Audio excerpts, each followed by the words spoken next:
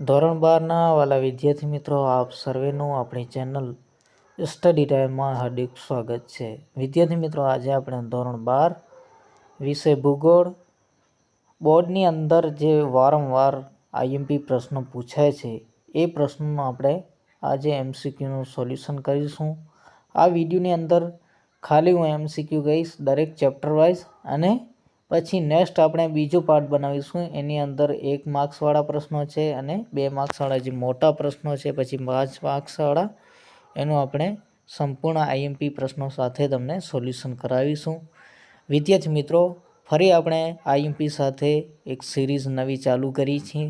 જો તમે ચેનલ પર નવા હો તો ચેનલને સબસ્ક્રાઈબ કરી નાખજો, અથવા તમે ધોરણ 12ની અંદર છો અને પહેલી વખત આવ્યા છો, ધોરણ 12ની અંદર છો, પહેલી વખત ચેનલ સાથે તમારું જોડાણ થયું છે, તો તમે અગાઉના જે વિડીયો છે ધોરણ 12ના એ તમે જોઈ શકશો. અને વારંવાર મેં આઈએમપી પ્રશ્નો કીધા છે એની લિંક જે છે હું ડિસ્ક્રિપ્શનની અંદર આપી દઈશ, જેથી તમે જઈને જોઈ લેજો. તો ચાલો વિડીયોની શરૂઆત કરી. સૌ પ્રથમ પ્રશ્ન નંબર 1 છે, નિયતિવાદના પ્રખર સમર્થક કોણ હતા? તો એની અંદર જવાબ આવશે ક્વેલન સેમ્પલ. પછી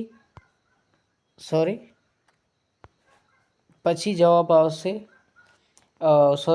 બીજો પ્રશ્ન છે, નીચેનામાંથી કયું તત્વ પ્રાકૃતિક પર્યાવરણનું નથી? તો એની અંદર શું આવે વિદ્યાર્થી મિત્રો? કેમ કે નદીઓ પ્રાકૃતિક પર્યાવરણની છે, મેદાનો છે, પરિવહન જે છે એ નથી આવતો, કેમ કે પરિવહનની અંદર વાહન વ્યવહારો આવી જાય. જંગલો જે છે પ્રાકૃતિક ગણાય છે. પછી આપણે ત્રીજો નેક્સ્ટ પ્રશ્ન જોઈએ તો જિયોગ્રાફિયા જનરાલિસ પુસ્તક કોણે લખ્યું હતું? તો એની અંદર જવાબ આવશે બર્નાર્ડ વેરીનિસે. ચોથું પ્રશ્ન છે, માનવ ભૂગોળમાં કેન્દ્ર સ્થાને છે? તો એની અંદર જવાબ આવશે માનવ. ખાલી જગ્યા છે, પણ અહીંયા પ્રશ્ન શું કહેવામાં આવે? ભૂગોળમાં કેન્દ્ર સ્થાન, એટલે કે માનવ ભૂગોળમાં કેન્દ્ર સ્થાને છે, ખાલી જગ્યા, તો એની અંદર માનવ જ આવશે કે બીજું કાંઈ?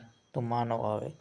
પાંચમું છે, ઇતિહાસ ઉપર ભૂમિના પ્રભાવને મહત્વ આપનાર? તો એની અંદર જવાબ આવશે બક્કલ. શું આવશે? બક્કલ. પછી છઠ્ઠું પ્રશ્ન છે, સંભવવાદ શબ્દનો સૌ પ્રથમ ઉપયોગ કરનાર કોણ હતા? તો લુસિયન ફાવર. આ પ્રશ્ન જે છે વારંવાર બોર્ડની પરીક્ષાની અંદર પૂછાય છે. પછી આપણે નેક્સ્ટ જોઈએ સાતમું, મનુષ્યની બધી જ ક્રિયાઓ પર્યાવરણ દ્વારા નિયંત્રિત થાય છે. આ વિચારધારણા એટલે ખાલી જગ્યા, તો એની અંદર શું જવાબ આવે? સંભવવાદ આવશે. પછી આઠમું છે, નીચેનામાંથી કયું તત્વ સાંસ્કૃતિક પર્યાવરણનું નથી? તો એની અંદર જવાબ શું આવે વિદ્યાર્થી મિત્રો? જળ પ્રણાલી એ જે છે સાંસ્કૃતિક પર્યાવરણનું નથી. પછી નવમું છે, પ્રાકૃતિક તત્વો અને માનવ જગત વચ્ચેના સંબંધના અભ્યાસને કઈ ભૂગોળ મહત્વ આપે છે? તો એની અંદર જવાબ આવશે વિદ્યાર્થી મિત્રો માનવ ભૂગોળ. પછી 10મો પ્રશ્ન છે, કયા ભૂગોળવિદે માનવ ભૂગોળ અભ્યાસ ક્ષેત્રના જુદા જુદા વિભાગો સૂચવ્યા છે? તો એની અંદર જવાબ આવશે સી બ્રુન્સે. પછી 11મું છે, ગ્રિફિથ ટેલરે કઈ વિચારધારા રજૂ કરી હતી? તો એની અંદર જવાબ આવે નવનિયતિવાદ. આ પણ પ્રશ્ન પૂછાય છે. 12મું છે, પ્રસિદ્ધ ભૂગોળવેત્તા જીન બ્રુન્સ કયા દેશના હતા? તો એની અંદર જવાબ આવશે વિદ્યાર્થી મિત્રો ફ્રાન્સ. પછી આપણે નેક્સ્ટ જોઈએ 13મું જે એમસીક્યુ છે, સામાજિક ન્યાયનું હેતુ કયા અભિગમ દર્શાવે છે? તો એની અંદર જવાબ આવશે, એટલે કે સામાજિક ન્યાયનું આવશે માનવ કલ્યાણલક્ષી અભિગમ. પછી 14મું વિકલ્પ છે, નીચેનામાંથી કયા ભૂગોળવેત્તાએ સમાજ, સંસ્કૃતિ અને ઇતિહાસ ઉપર આબોહવાના પ્રભાવને સમજાવ્યું? તો એની અંદર જવાબ આવશે હન્ટિંગ્ટન. શું આવશે? હન્ટિંગ્ટન. 15મું છે, ખાલી જગ્યામી સદીના ઔદ્યોગિક ક્રાંતિ પછી માનવીએ તકનીકી અને વિજ્ઞાન ક્ષેત્રે નોંધપાત્ર પ્રગતિ કરી. તો 18મી સદી પછી જે છે ઔદ્યોગિક ક્રાંતિ પછી માનવીએ તકનીકી અને વિજ્ઞાન ક્ષેત્રની નોંધપાત્ર પ્રગતિ કરી છે. આપણે જોઈ શકીએ છીએ આજે 2024મી સાલ છે, કેટલી પ્રગતિ થઈ છે. પછી 16મું છે, વિડાલ ડી લા બ્લાસ કઈ વિચારધારાનો વ્યવસ્થિત પ્રચાર કર્યો હતો? તેની અંદર જવાબ આવશે સંભવવાદ. 17મું છે, ભારતમાં સૌથી વધુ ઊંચું જાતિ પ્રમાણ ધરાવતું રાજ્ય કયું છે? આ વારંવાર પ્રશ્ન પૂછાય છે. તો એની અંદર જવાબ આવશે કેરળ. 18મું છે વિશ્વમાં સૌથી વધુ વસ્તીવાળા દેશમાં ભારતનું સ્થાન કયા ક્રમે? તો અહીંયા બીજો આવશે.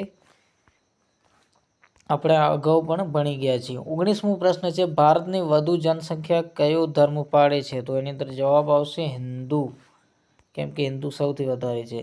પછી છે 20મું માનવ વિકાસવાળા દેશોનું શ્રેણીમાં ભારતનો ક્રમ કયો છે? તો એની અંદર જવાબ આવશે વિદ્યાર્થી મિત્રો કયો આવશે? 130. પછી 21મું પ્રશ્ન છે દિલ્હીની વસ્તી ગીતતા કેટલી છે? તો એની અંદર જવાબ આવશે વિદ્યાર્થી મિત્રો 11,297. પછી 22મું પ્રશ્ન છે ભારતમાં સૌથી ઊંચી સાક્ષરતા ધરાવતું રાજ્ય કયું છે? કેમ કે બિહાર. કેમ કે વધારે કયું છે તમને ખ્યાલ હોય તો કમેન્ટની અંદર મને જણાવજો. સૌથી ઊંચી વસ્તી ધરાવતો કેન્દ્ર શાસિત પ્રદેશ? તો અહીંયા આવશે લક્ષદ્વીપ. શું આવશે? લક્ષદ્વીપ. 24મું છે સૌથી વધારે વસ્તી ગીતતા ધરાવતું ભૂમિખંડ કયો છે? તો એની અંદર જવાબ આવશે એશિયા સૌથી વધારે વસ્તી ધરાવે છે. 25મું પ્રશ્ન છે દેશમાં સૌથી વધુ સાક્ષરતા ધરાવતું રાજ્ય? તો એની અંદર જવાબ આવશે વિદ્યાર્થી મિત્રો હમણાં મેં પ્રશ્ન કર્યો હતો કેરળ, કેમ કે સૌથી વધારે સાક્ષરતા ધરાવતો જે રાજ્ય છે એ કેરળ છે.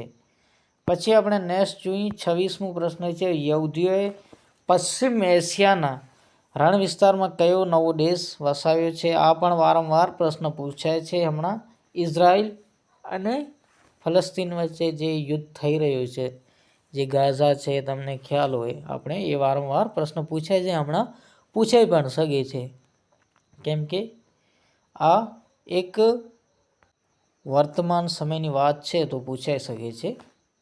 પછી 27મું પ્રશ્ન છે ભારતનું સૌથી ઊંચું જાતિ પ્રમાણ ધરાવતું રાજ્ય? તો હરિયાણા જે છે સૌથી ઊંચું જાતિ પ્રમાણ ધરાવે છે. 28 માનવ વિકાસ અહેવાલના પરામર્શક ભારતીય મૂળના અર્થશાસ્ત્રી? તો અહીંયા આવશે અમર્ત્ય સેન. આ પણ વારંવાર પૂછાય છે, કેમ કે મેં મોસ્ટ ઓફલી બધા વારંવાર પ્રશ્નો પૂછાય છે એ તમને કીધા છે. વિશ્વમાં દર 5 વ્યક્તિએ એક વ્યક્તિ ખાલી જગ્યામાં વસે છે? તો અહીંયા જવાબ આવશે ચીન. પછી 30મું છે ભારતની સરેરાશ વસ્તી ગીતતા કેટલી છે? તો અહીંયા જવાબ આવશે 382. હવે વિદ્યાર્થી મિત્રો 30 પ્રશ્નો વિકલ્પો આપણે જોયા. નેક્સ્ટ વિડીયોની અંદર આપણે જે બાકીના પ્રશ્નો છે એ જોઈ લઈશું, કેમ કે લાંબુ વિડીયો થઈ જશે પછી તમને પણ મજા નહીં આવે. વિદ્યાર્થી મિત્રો ફરી બીજી વાર કહું છું, ચેનલ પર નવા આવો તો ચેનલને સબસ્ક્રાઈબ કરજો.